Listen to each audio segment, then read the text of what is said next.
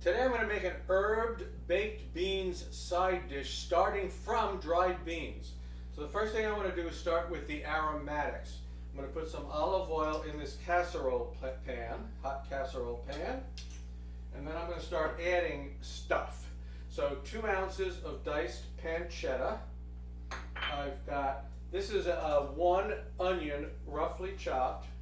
Put that in there. I've got this is a half a head of garlic roughly chopped. Here I've got a hot banana pepper that I've diced. Now, hot with banana pepper is kind of a relative thing, okay? It's hot relative to a regular banana pepper, but that's not very hot in the first place. So it's only a little bit that adds to it. I have a 1.5 tablespoons of salt. I'll put in. It may seem like a lot going in here, but with everything else that's going to be added to it, it'll be fine. And then finally, I'm going to put in some black pepper. I don't know, just grind up a few turns of this black pepper here. I don't know, that may be kind of what you want. That's probably half a teaspoon or something like that. So I just put in, stir this around. You can hear it sizzling. Now I don't need to cook these very long because actually this whole dish is going to cook for a long time. Next thing I'm going to do here now is prepare my herb satchel. I have a bunch of thyme, like a bunch. This is 4 sprigs of rosemary. I have about a half a dozen sage leaves, and I have a bay leaf. Let's keep this moving a little bit too.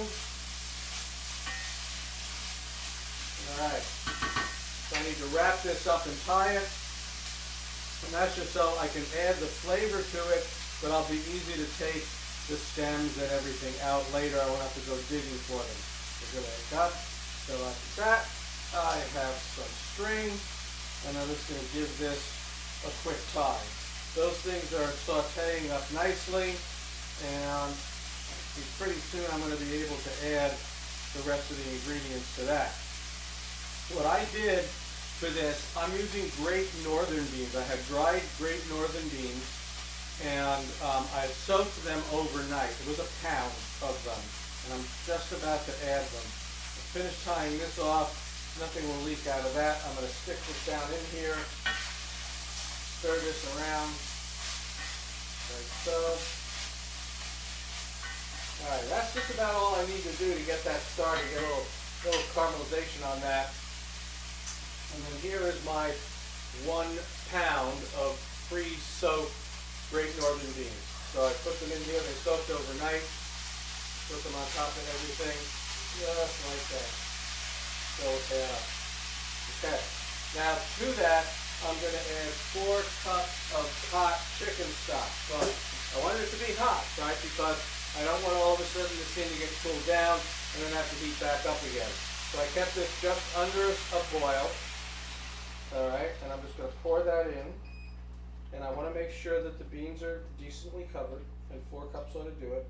Close enough because I'm going to add one more thing, one more little bit of liquid, and that is 1 cup of white vermouth. Just going to put that in just like that. I'm going to bring this up, make sure that it's simmering nicely, and then I'm going to cover it, and I'm going to stick it in the oven. Here's my cover. And I'll stick it in a 325 degree oven. I will be checking it periodically, maybe every 20 minutes or so, just kind of stirring it around. How long is this going to take to cook? It's done when it's done, okay? Because it's going to depend on a lot of things. It depends on the beans themselves. It depends on your oven, right? It depends on how long they soaked. And then, most importantly, it depends on how you like your beans when they've been cooked from dry. Do you like them to still have a little bit of a bite to them, a kind of an al dente like a pasta? Do you want them to be like fully cooked, or do you want them to be something in between? So basically the idea is you pay attention to it, you stir it occasionally. It's going to take at least an hour, but then at that point you have to decide when you think that it's done to the way you like it. And you may have to add water.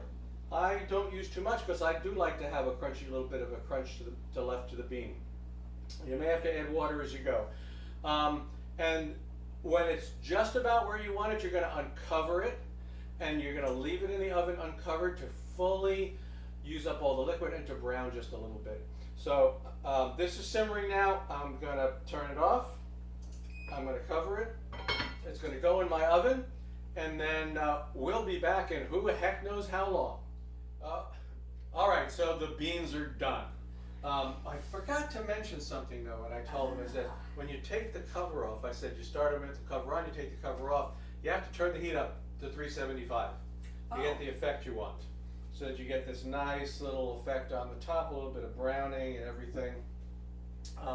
This took about an hour covered and an hour uncovered, general ballpark there. So why don't you give it a shot? Okay. I just dig in, huh? Mm-hmm. You know, this could be dinner in some places. Well, yeah, if you had Yeah. yeah, I mean, if you didn't want to eat anything else, Right. you could. So what you get here, the herbs are there. Yeah, and you get great texture from using dried beans. Right. You don't get, there's not the super mushy thing that you get from just dumping stuff from a can. That little browning on the top is nice too. Mm-hmm. And the slightest hint of heat. Yeah, from that yeah. slightly hot banana pepper, which, like I said earlier, is only hot compared to other banana peppers. It's not really a hot pepper. The pancetta, you get a little bit of smokiness, a little bit of that cured meat taste. Yeah, So the salt's perfect in that. Just Yep, yeah.